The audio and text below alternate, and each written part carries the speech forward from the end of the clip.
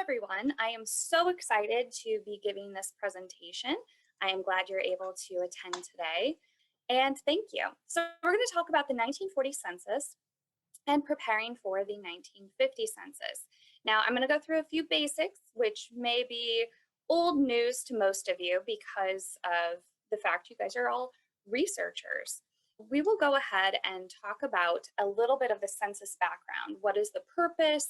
And we'll go from there. So first things first, the purpose is to determine apportionment in Congress. Government uses the data to decide the location of different public facilities. It's used to plan communities, transportation systems. It's used to decide on the creation of police and fire precincts and localized areas for elections, schools, utilities, etc. The census is used for a lot of reasons. They've been gathering this information since 1790. It is taken every 10 years. So it is closed to the public for 72 years. Now, a lot of times we say that 72 years, that's the average lifespan of an adult. But actually what it is it's the first time that they released the census to the public, truly, was 72 years after it was taken. And they kind of just started doing that as tradition. It is also for privacy reasons. 72 years is quite a bit of time. People who are on the census as children are quite a bit older, or a lot of people on the census have died since it has been taken. Where are these records stored? Well, the National Archives is the official steward of the records, but microfilm is in research libraries all over the country. I don't know if you guys have heard of microfilm. It's this old-fashioned stuff that apparently people don't use so much today. We have a massive collection of microfilm, including some of the census records. But to be honest, it's easiest to search the census on these online databases, such as Ancestry, Family Search, Find My Past, My Heritage, etc. You can find the census online. Sometimes it does make it a little bit easier if you can go page by page, but you can do that online as well. So the Census Bureau is under the Department of Commerce and Labor, in case you were ever wondering where the Census Bureau is. That is why that label's there on the screen. Now, enumeration districts or an ED is an administrative division of a particular county or township for the purpose of taking that census. Now, these EDs sometimes don't make sense, but if you look at the maps of them, they're usually bounded by roads. So you can look and see, okay, to the north, it's one road, to the south, it's another, east, west, other roads. You can kind of get an idea of what the block of land is, but it's kind of interesting to look at them and know that they were taking the census door to door. They were walking these paths and going and trying to get that piece of information. So each census taker would be assigned one or more of those enumeration districts, and those would have numbers. The enumeration districts would have numbers. That is what you're looking at on the census, the original census pages. Up at the top, you can find those ED numbers. And you know, it's kind of funny. I was reading a story about how in 1940, one of the census takers went out to go take the census and immediately returned to the headquarters to let them know that the enumeration district she was given was a cemetery. So that's kind of fun. If we talk about the official census days, these are the days that the census taker was supposed to take down the information for. So the census taker could be wandering around at any point in time during that year the census was taken. So let's say we're talking about 1930 to 1950, any one of those years. The census date was April 1st, but they could be taking the census, let's say they were walking around, I don't know, how about June 8th? They were walking around June 8th in 1950, and they were supposed to record the information as it was on April 1st. Did they always do this? No, they didn't always follow the guideline. And we're not talking about the enumerators. The enumerators a lot of times did try to follow, but sometimes the informants didn't always follow this guideline, or that people became confused. Well, who was living here on April 1st? And they would think, oh, well, this person's living here and they moved in, and I think it was April 1st, but it was actually maybe April 15th. And so that person may show up on the census twice, or someone may not show up on the census at all. So you have to kind of play around a little bit, but know that these are the dates that they are supposed to be. And the enumerators were supposed to follow the guidelines. They had rules to follow. Did they always? No. Did the informants always give the proper information? No. Everything has to be taken with a grain of salt. If your ancestors weren't home, somebody else may have given the information. If it be the neighbors or the milkman or the person down the street. Let's say they show up at the house and the only person at home is the 12-year-old. Let's say the 12-year-old's giving the information. Do you think a 12-year-old always knows the proper ages of all the adults in the house or proper names? Not necessarily. So make sure that you are taking this information and trying to figure out, okay, well, this name is slightly off, but it could be this person.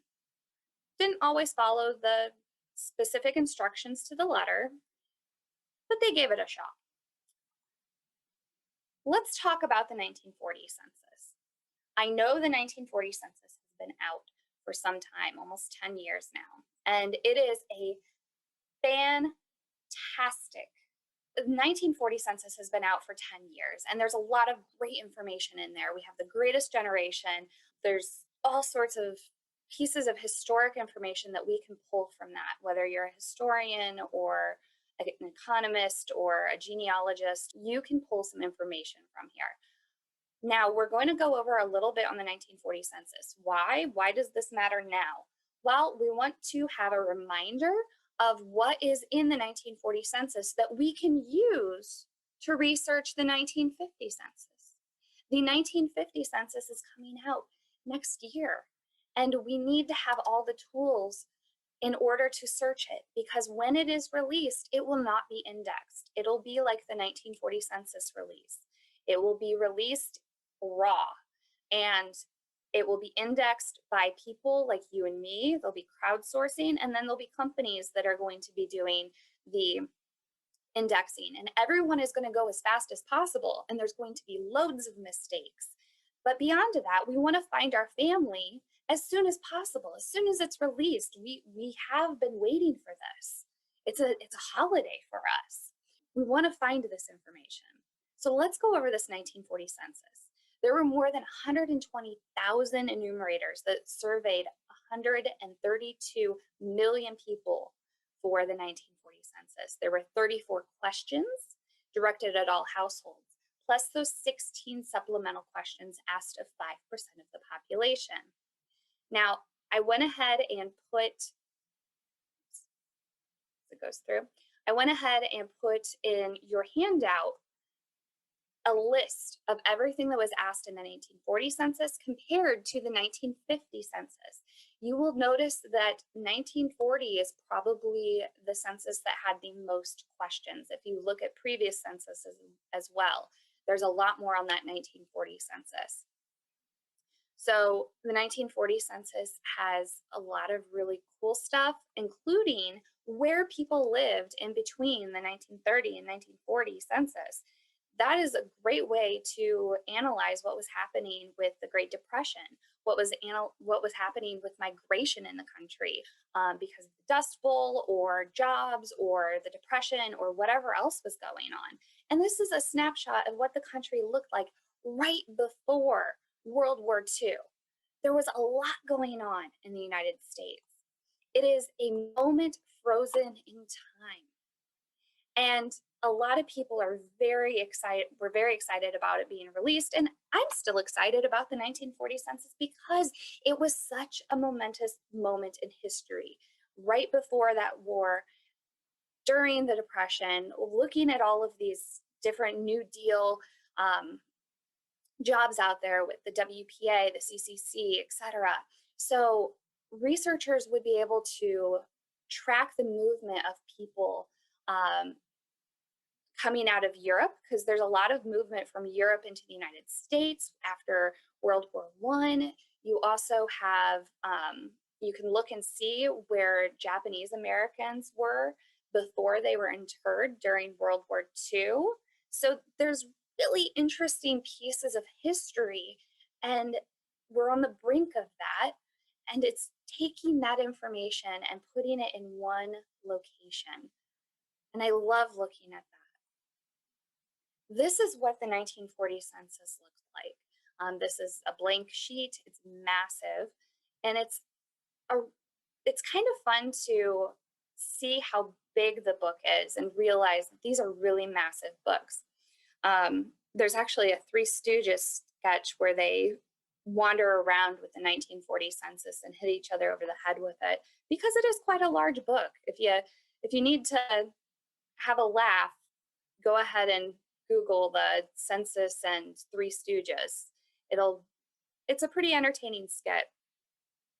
But it's the first time in 1940, it's the first time that they advertised the census. It was the biggest outreach and promotional campaign up to that time.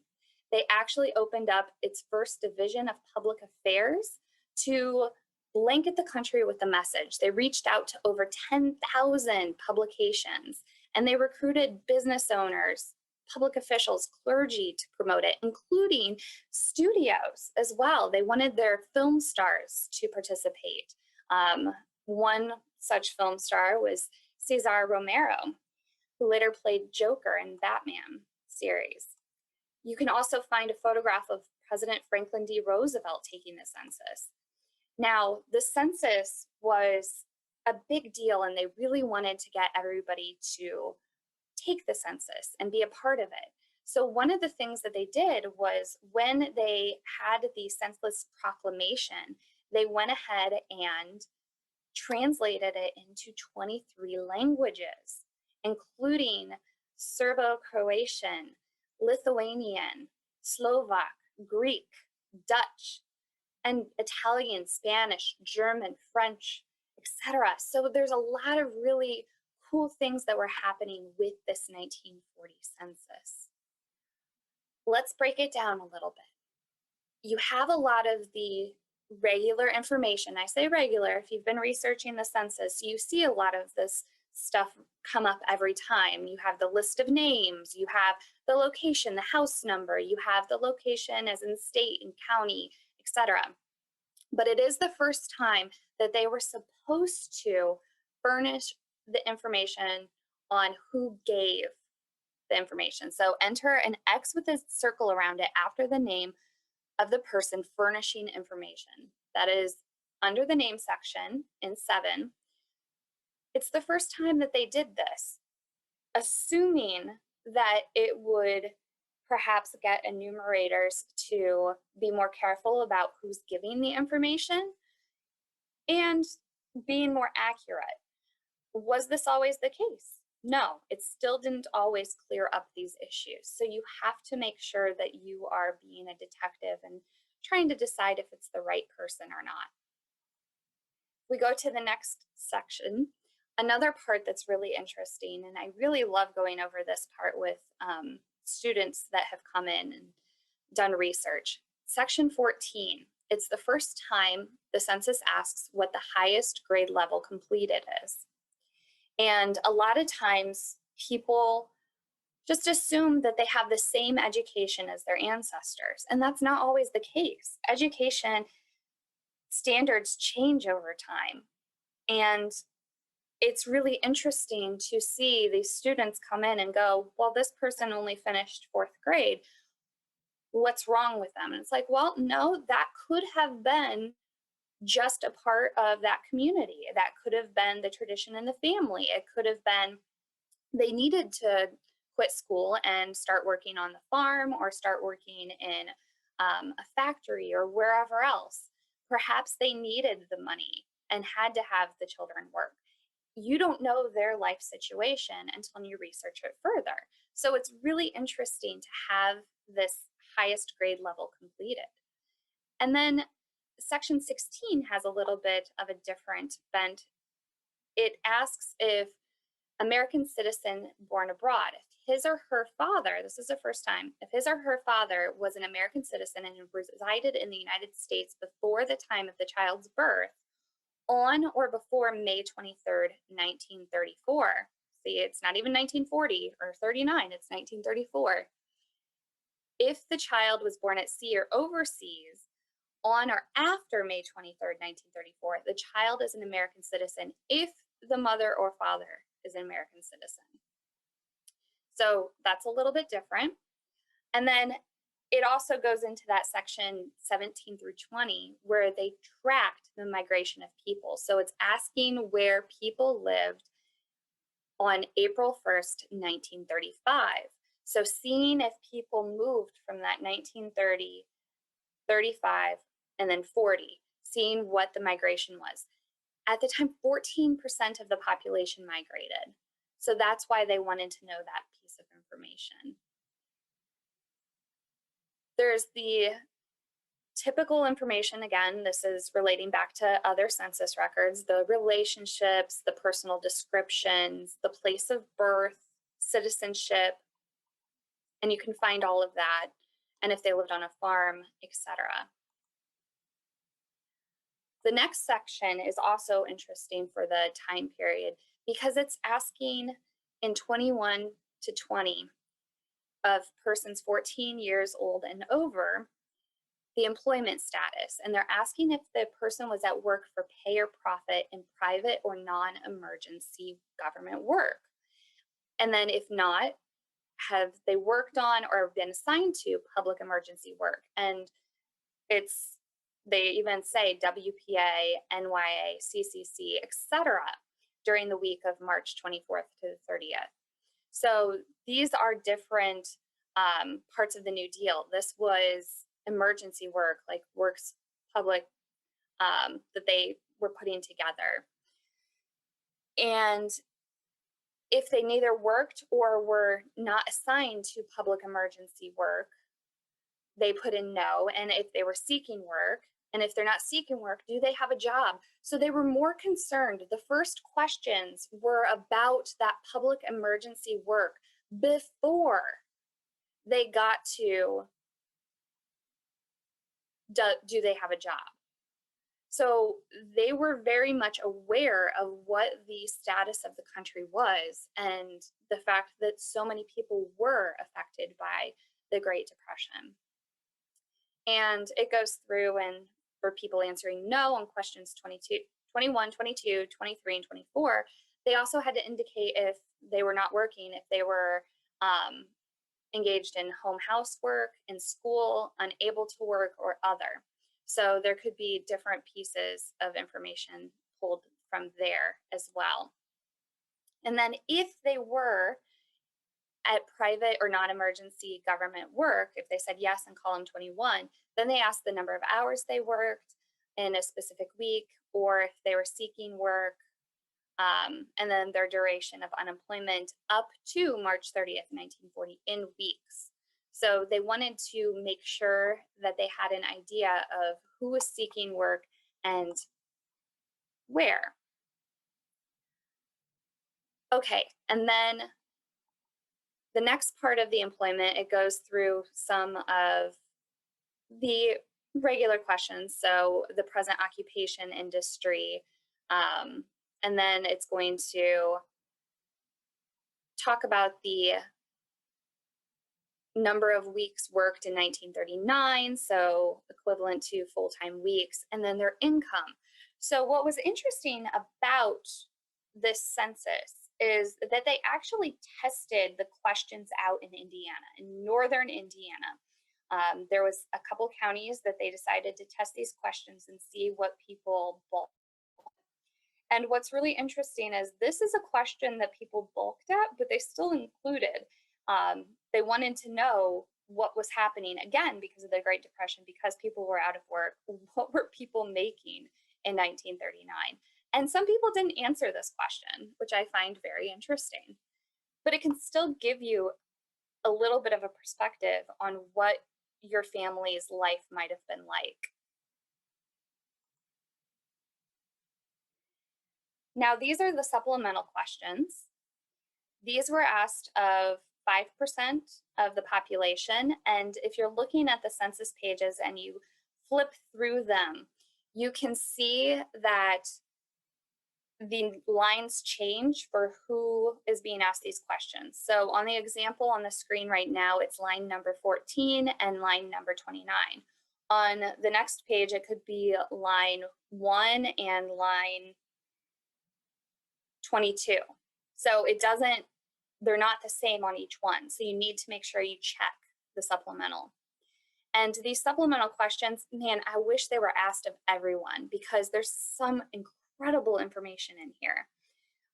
It asks for the birthplace of father and mother. That wasn't asked of everyone. Their mother tongue or native language. Now you have to take this with a grain of salt.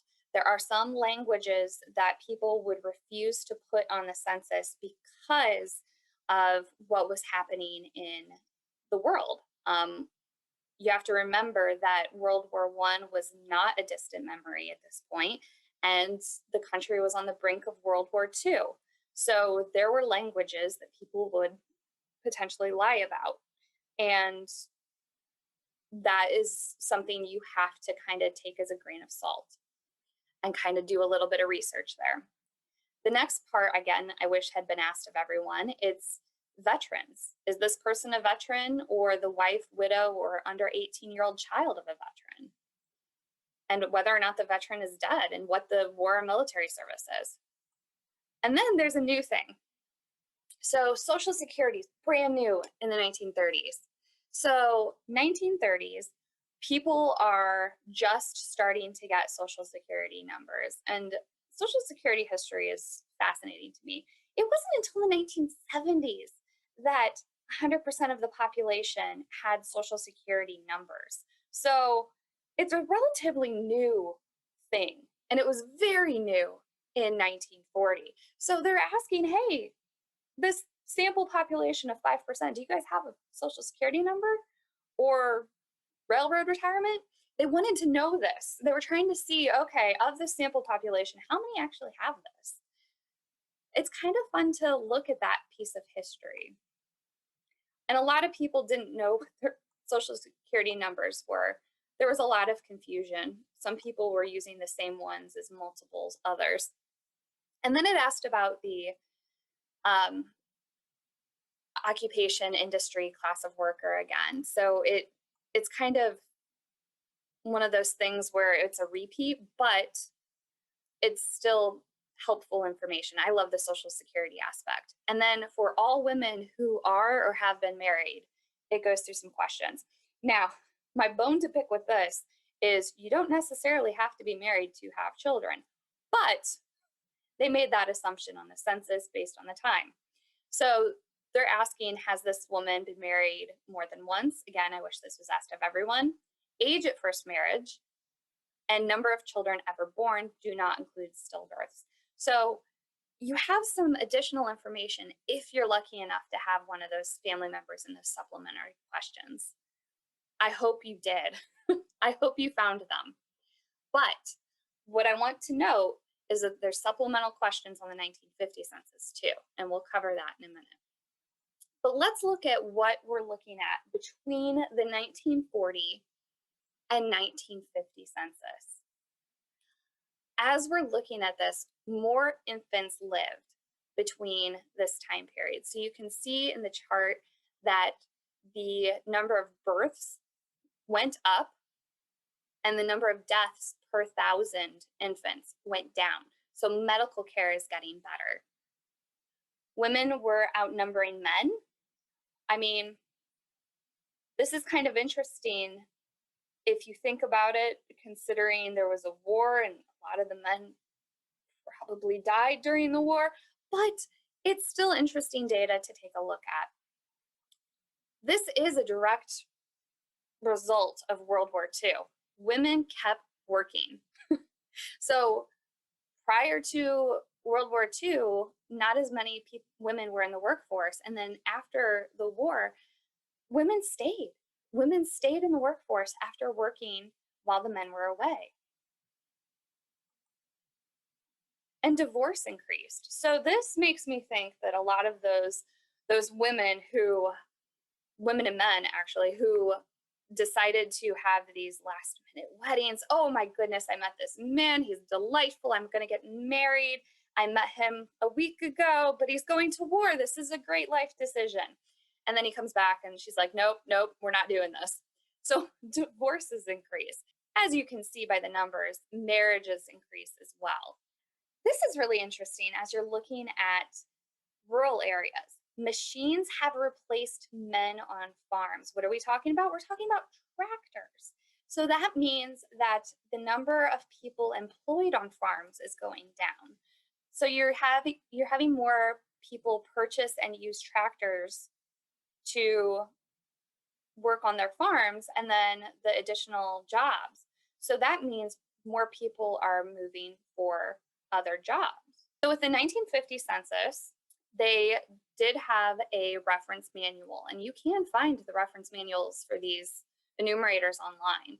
The Census Bureau is delightful and gives you all sorts of wonderful pieces of information.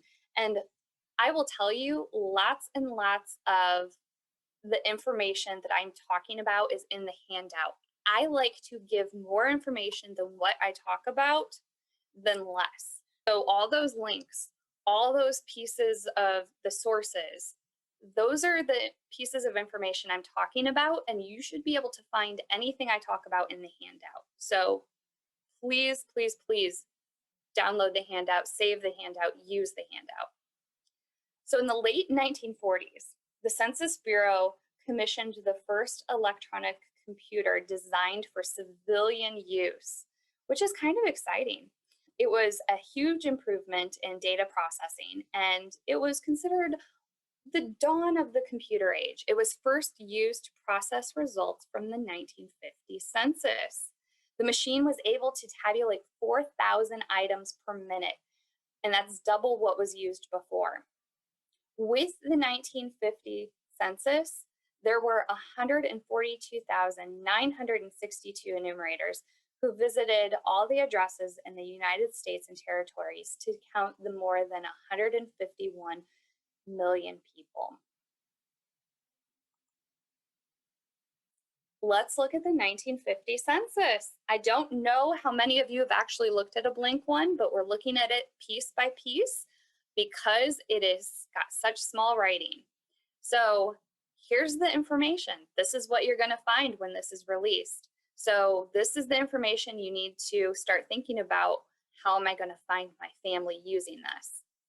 You have the information of the name of the street, the avenue, the road, home or apartment number, the serial number of the dwelling unit. They ask if the house is on a farm or ranch. And if no, is this house on a place of 3 or more acres? They want to know the name. They want to know the relationship to head, the race, the sex, how old this person was on his last birthday. Is this person now married, widowed, divorced, separated, or never married? I like that they included separated because that is a thing. What state or country was the person born in? If born, is the person naturalized? That's still in there. Very, very, very helpful. So this is for persons 14 years of age and over. Notice how we're still at that 14 years of age. This is still considered the working age. So they're asking, what was this person doing most of last week? Working, keeping house, or something else? Enumerators were to record WK for working, H for keeping house, U for unable to work, or OT for other. If the person was keeping house or something else in question 15, did the person do any work at all last week, not counting work around the house? They specify that it includes work for pay in his own business, working on a farm, or unpaid family work. If the person answered no to question 16, are they looking for work? If they answered no to question 17, even if he didn't work last week, does he have a job or a business? If the person was working, how many hours did they work in the last week? And then they're asking, what kind of work does the person do? What kind of business or industry is the person in? The enumerators, so that with the class of the worker, their enumerators were to mark P for private employment, G for government employment, O for own business, or NP for working without pay. So let's say it's a 14-year-old, they're working on the family farm, and they're a laborer. They're doing that work for no pay because it's part of the family. That's just how their farm is run. There's a lot of pieces of information you can pull from this, but you will notice that they took out all of that New Deal, WPA, CCC, etc., the government emergency work. They're now asking, okay, do you work for private employment, government, or your own business, or not working? They want to just know, okay, generally, where are you working? So it's a slightly different portion than the 1940, but it's a different time. This is when the boom is happening. All these men have come home from the war. Suburbia is booming. People are moving out of the cities. They're building these houses everywhere. And a lot of the men went back to school with government help and have all of these jobs. So there's a lot of really interesting pieces of information you can pull from this. And that's the 1950 census. We're going into the supplemental questions now. And that's what's kind of disappointing. There's less questions than the 1940 census. So let's look at these supplemental questions and let's dig a little bit deeper on how we can still make this work for us. So supplemental questions, again, 5% of the population. Was the person living in the same house a year ago? Okay, they're not asking that 5-year gap, they're asking a year, which is kind of interesting. If no to question 21, was the person living on a farm a year ago? Okay. Now they're asking farm from 1949 to 1950.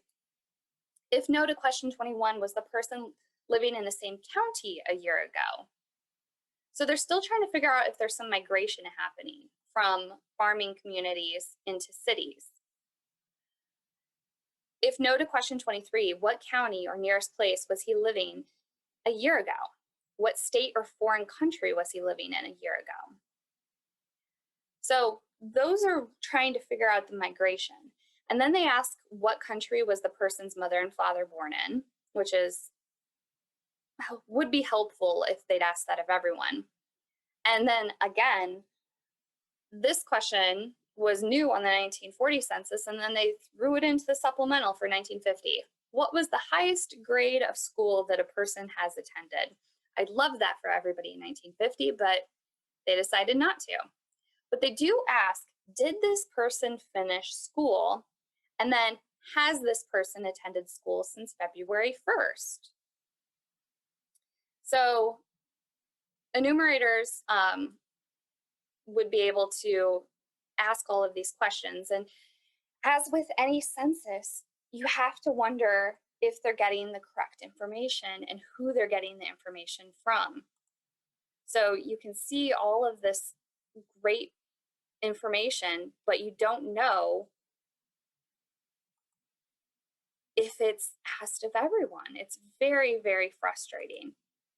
So with the supplemental questions, they are marked like the 1940 census. So let me go back. I wanted to show you guys that. Okay, so you can see on this 1940 census, on this particular page that I screenshot, you have the 1, 2, 3, 4. So the fourth line is one that has the supplemental questions. So whoever the fourth one is on this page would then have a supplemental. So that would help you figure that out. So it's kind of interesting to take a look at all of this census information and realize that it's a little bit less than what we were finding in 1940. Now, how are we going to find our ancestors? How are we going to take this information? We now know what the census looks like. We have this information.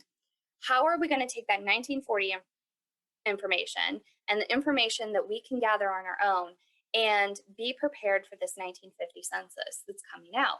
Well, you want to use the tips that I have at the top of your handout that work for pretty much any census. You want to remember spelling doesn't count, dates can be off, look at the neighbors, search for other members of the household, make a list of surname variations, do specific searches for that first or last name, and search without a name but with other information filled in. But let's go ahead and talk more specifically about other steps that you might do.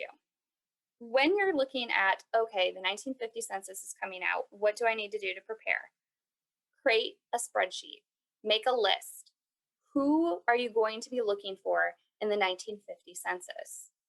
Who do you know is living? So your parents, grandparents, I don't know who.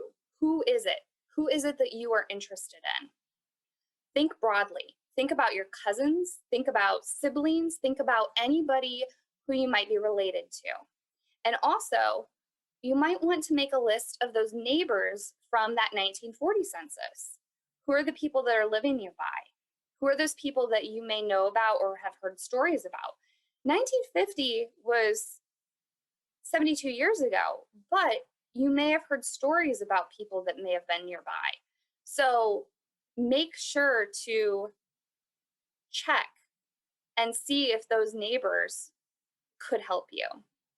And you want to collect the addresses for these people for whom you plan to search. So one of the things that you might do is look in city directories. So city directories, I gave you a bunch of different resources.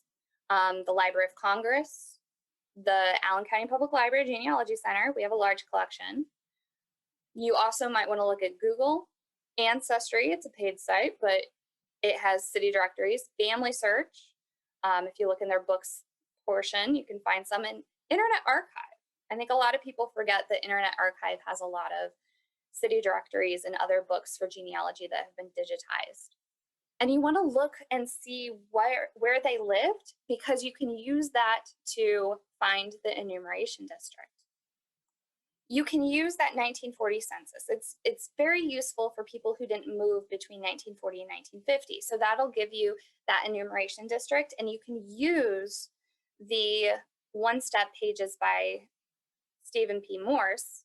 By the way, if you haven't used this page, I highly recommend it. This is a fabulous page for any sort of census research. Take a look at it. It's on your handout, stevemorse.org. Don't put .com in, you will get some sort of rock star type person. So put in stevemorse.org. You can convert between the enumeration districts. So let's say you have the enumeration district for 1940. You can take that information and convert it so you can find that 1950 enumeration district. And Steve has been putting information on his website for the 1950 census already. He's been already putting all of that great information in there. So you can find that equivalent enumeration district. You also might want to look for things like military records. You can look at the World War II draft records. You can look at family letters if you have any, find the addresses there. You want to get creative. See what you can find. Look if you had more recent immigrant ancestors. Look for those naturalization petitions or declarations of intent, and you might be able to find that information. Now, once you have the information at hand, you can identify the enumeration district by the address. Now, you can do this through the online public access search through the archives, or you can use Steve Morse's website, which I would recommend doing because it is super easy to use. And where can you find the census? You can find the census multiple different places. Now, I put the 1940 census link up here because they haven't created a 1950 census link yet. It hasn't been released. Will they? Yes. And once they do, you will have that information. Family Search will have it, Find My Past, Ancestry, My Heritage, all the major genealogy databases will have it. Family Search, it'll be free. You'll be able to crowdsource. You'll be able to crowdsource on archives.org. The other ones, those are the paid ones that'll be paying other people to be doing the indexing for them. Again, there's going to be errors. There's going to be errors. It's not going to be indexed right away, but this is a great opportunity for you to take a look at what might be available on the 1950 census without having to wait for that index. You can look for the enumeration district. You can gather the information that you already know about and pull it all together in a spreadsheet or a list and be prepared for that 1950 census release. Any questions?